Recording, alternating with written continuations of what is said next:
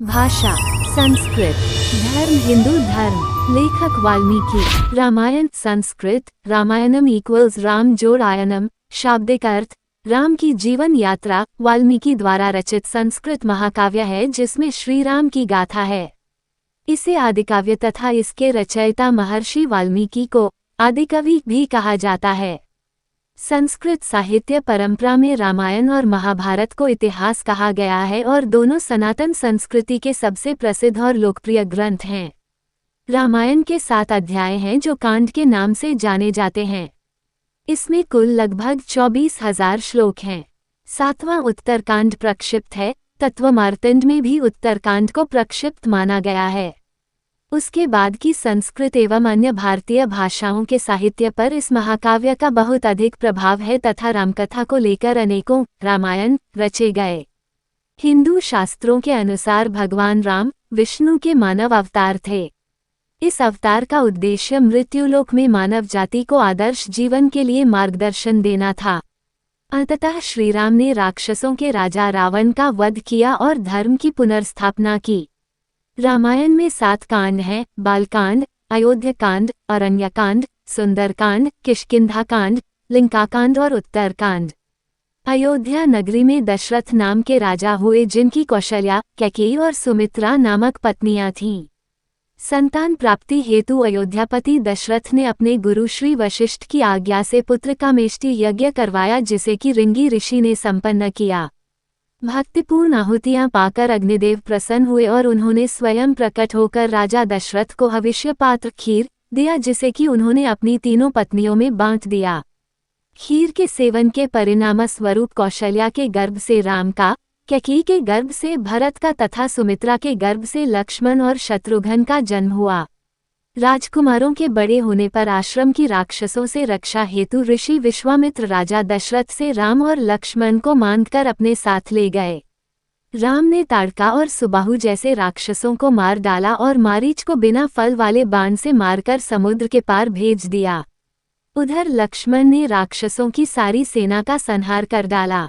धनुष यज्ञ हेतु राजा जनक के निमंत्रण मिलने पर विश्वामित्र राम और लक्ष्मण के साथ उनकी नगरी मिथिला जनकपुर आ गए।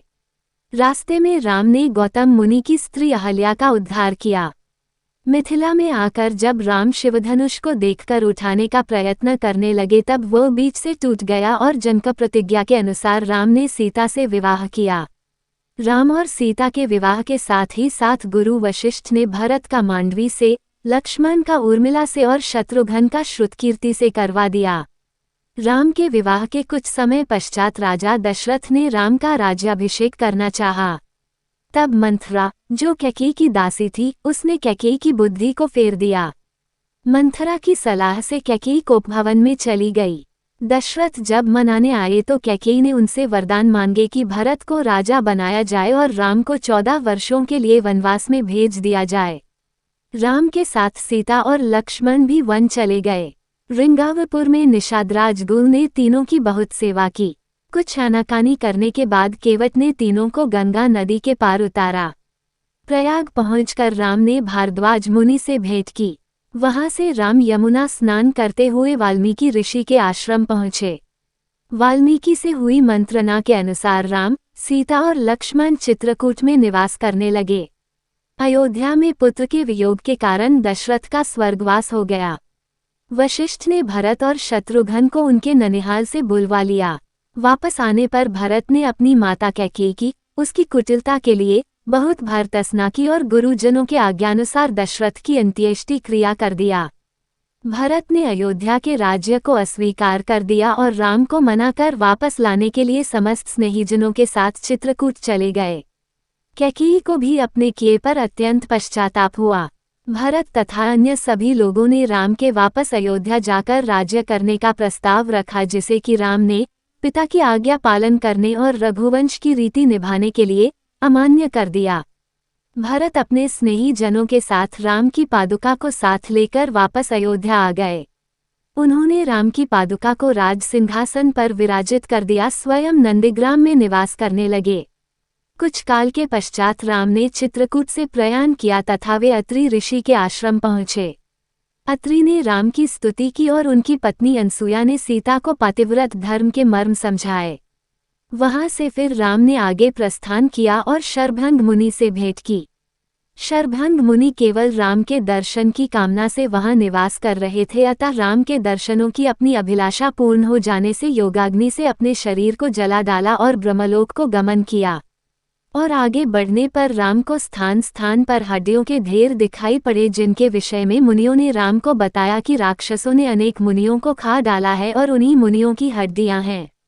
इस पर राम ने प्रतिज्ञा की कि वे समस्त राक्षसों का वध करके पृथ्वी को राक्षस विहीन कर देंगे।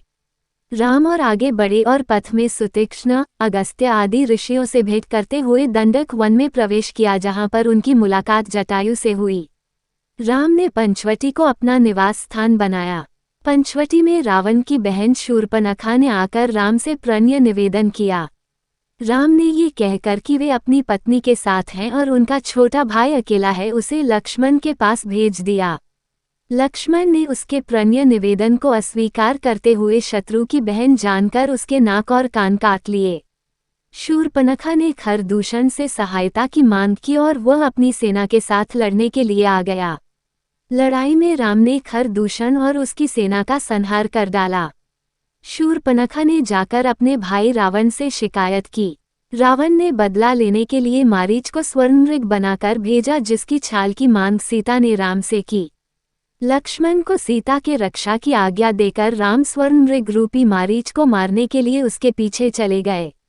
मारीच राम के हाथों मारा गया, पर मरते मरते मारीच ने राम की आवाज बनाकर हा लक्ष्मण का क्रंदन किया, जिसे सुनकर सीता ने आशंकावश होकर लक्ष्मण को राम के पास भेज दिया। लक्ष्मण के जाने के बाद अकेली सीता का रावण ने छलपूर्वक हरण कर लिया और अपने साथ लंका ले गया। रास्ते में जटायु ने सीता को बचाने के लिए रावण से युद्ध किया और रावण ने तलवार के प्रहार से उसे अधमरा कर दिया। सीता को न पाकर राम अत्यंत दुखी हुए और विलाप करने लगे। रास्ते में जटायु से भेंट होने पर उसने राम को रावण के द्वारा अपनी दुर्दशा होने व सीता को हरकर दक्षिण दिशा की ओर ले जाने की बात बताई। ये सब बताने के बाद जटायु ने अपने प्राण त्याग दिए और राम उसका अंतिम संस्कार करके सीता की खोज में सघन वन के भीतर आगे बढ़े। रास्ते में राम ने दुर्वासा के शाप के कारण राक्षस बने गंधर्व कबंध का वध करके उसका उद्धार किया और शबरी के आश्रम जा पहुंचे, जहां पर कि उसके द्वारा दिए गए जूठे बेरोन को उसके भक्ति के वश में होकर खाया। इस प्रकार राम सीता की खोज में सघन वन के अंदर आगे बढ़ते गए। राम ऋषिमुख पर्वत के निकट आ गए। उस पर्वत पर अपने मंत्रियों सहित सुग्रीव रहता था। सुग्रीव ने इस आशंका में कि कहीं बाली ने उसे मारने के लिए उन दोनों वीरों को न भेजा हो, हनुमान को राम और लक्ष्मण के विषय में जानकारी लेने के लिए ब्राह्मण के रूप में भेजा। ये जानने के बाद कि उन्हें बाली ने नहीं भेजा है, हनुमान ने राम और सुग्रीव में मित्रता करवा दी। सुग्रीव ने राम को सांत्वना दी कि जानकी जी मिल जाएंगी और उन्हें खोजने में वह सहायता देगा। साथ ही अपने भाई बाली के अपने ऊपर किए गए अत्याचार के विषय में बताया। राम ने बाली का वध करके सुग्रीव को किष्किंधा का राज्य तथा बाली के पुत्र अंगद को युवराज का पद दे दिया। राज्य प्राप्ति के बाद सुग्रीव विलास में लिप्त हो गया और वर्षा तथा शरद ऋतु व्यतीत हो गई। राम की नाराजगी पर सुग्रीव ने वानरों को सीता की खोज के लिए भेजा। सीता की खोज में गए वानरों को एक गुफा में एक तपस्विनी के दर्शन हुए। तपस्विनी ने खोज दल को योगशक्ति से समुद्र तट पर पहुंचा दिया, जहां पर उनकी भेंट संपाति से हुई। संपाति ने वानरों को बताया कि रावण ने सीता को लंका अशोकवाटिका में रखा है। जाम्बवंत ने हनुमान को समुद्र लांघने के लिए उत्साहित किया। हनुमान ने लंका की ओर प्रस्थान किया। सुरसा ने हनुमान की परीक्षा ली और उसे योग्य तथा सामर्थ्यवान पाकर आशीर्वाद दिया। मार्ग में हनुमान ने छाया पकड़ने वाली राक्षसी का वध किया और लंकिनी पर प्रहार करके लंका में प्रवेश किया। उनकी विभीषण से भेंट हुई। जब हनुमान अशोकवाटिका में पहुंचे तो रावण सीता को धमका रहा था। रावण के जाने पर त्रिजटा ने सीता को सांत्वना दी। एकांत होने पर हनुमान जी ने सीता माता से भेंट करके उन्हें राम की मुद्रिका दी। हनुमान ने अशोकवाटिका का विध्वंस करके रावण के पुत्र अक्षय कुमार का वध कर दिया। मेघनाथ हनुमान को नागपाश में बांधकर रावण की सभा में ले गया। रावण के प्रश्न के उत्तर में हनुमान ने अपना परिचय राम के दूत के रूप में दिया। रावण ने हनुमान की पूंछ में तेल में डूबा हुआ कपड़ा बांधकर आग लगा दिया। इस पर हनुमान ने लंका का दहन कर दिया। हनुमान सीता के पास पहुँचे। सीता ने अपनी चूड़ामणि देकर उन्हें विदा किया। वे वापस समुद्र पार आकर सभी वानरों से मिले और सभी वापस सुग्रीव के पास चले गए। हनुमान के कार्य से राम अत्यंत प्रसन्न हुए। राम वानरों की सेना के साथ समुद्र तट पर पहुँचे। उधर विभीषण ने रावण को समझाया कि राम से बैर न लें। इस पर रावण ने विभीषण को अपमानित कर लंका से निकाल दिया। विभीषण राम के शरण में आ गया और राम ने उसे लंका का राजा घोषित कर दिया। राम ने समुद्र से रास्ता देने की विनती की। विनती न मानने पर राम ने क्रोध किया और उनके क्रोध से भयभीत होकर समुद्र ने स्वयं आकर राम की विनती करने के पश्चात नल और नील के द्वारा पुल बनाने का उपाय बताया। जाम्बवंत के आदेश से नल नील दोनों भाइयों ने वानर सेना की सहायता से समुद्र पर पुल बांध दिया। श्री राम ने श्री रामेश्वर की स्थापना करके भगवान शंकर की पूजा की और सेना सहित समुद्र के पार उतर गए। समुद्र के पार जाकर राम ने डेरा डाला। पुल बंध जाने और राम के समुद्र के पार उतर जाने के समाचार से रावण मन में अत्यंत व्याकुल हुआ। मंदोदरी के राम से बैर न लेने के लिए समझाने पर भी रावण का अहंकार नहीं गया। इधर राम अपनी वानर सेना के साथ मेरु पर्वत पर निवास करने लगे। अंगद राम के दूत बनकर लंका में रावण के पास गए और उसे राम के शरण में आने का संदेश दिया, किंतु रावण ने नहीं माना। शांति के सारे प्रयास असफल हो जाने पर युद्ध आरंभ हो गया। लक्ष्मण और मेघनाद के मध्य घोर युद्ध हुआ। शक्तिबाण के वार से लक्ष्मण मूर्छित हो गए। उनके उपचार के लिए हनुमान सुषेण वैद्य को ले आए और संजीवनी लाने के लिए चले गए। गुप्तचर से समाचार मिलने पर रावण ने हनुमान के कार्य में बाधा के लिए कालनेमी को भेजा, जिसका हनुमान ने वध कर दिया। औषधि की पहचान न होने के कारण हनुमान पूरे पर्वत को ही उठाकर वापस चले। मार्ग में हनुमान को राक्षस होने के संदेह में भरत ने बाण मारकर मूर्छित कर दिया, परंतु यथार्थ जानने पर अपने बाण पर बैठाकर वापस लंका भेज दिया। इधर औषधि आने में विलंब देखकर राम प्रलाप करने लगे। सही समय पर हनुमान औषधि लेकर आ गए और सुषेण के उपचार से लक्ष्मण स्वस्थ हो गए। रावण ने युद्ध के लिए कुंभकर्ण को जगाया। कुंभकर्ण ने भी रावण को राम की शरण में जाने की असफल मंत्रणा दी। युद्ध में कुंभकर्ण ने राम के हाथों परमगति प्राप्त की।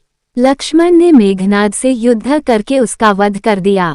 राम और रावण के मध्य अनेकों घोर युद्ध हुए और अंत में रावण राम के हाथों मारा गया। विभीषण को लंका का राज्य सौंपकर राम, सीता और लक्ष्मण के साथ पुष्पक विमान पर चढ़कर अयोध्या के लिए प्रस्थान किया।